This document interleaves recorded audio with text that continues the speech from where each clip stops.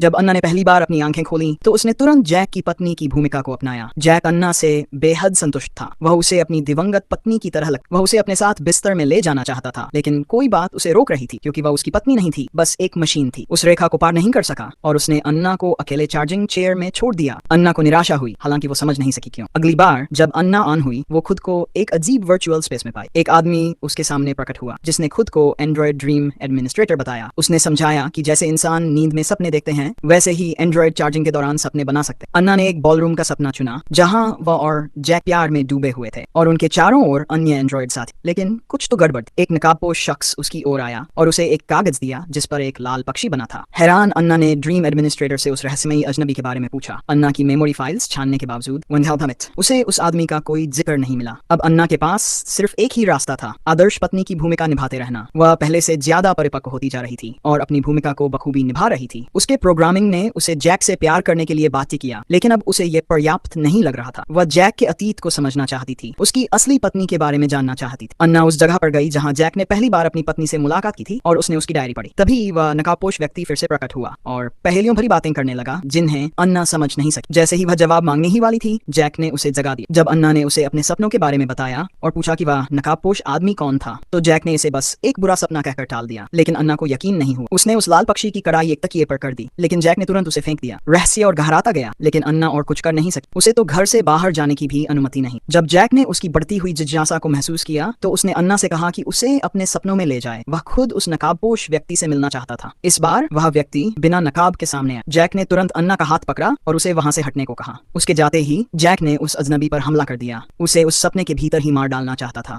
लेकिन ऐन मौके पर अन्ना की बैटरी खत्म हो गई और दोनों को असल दुनिया में लौटना पड़ा।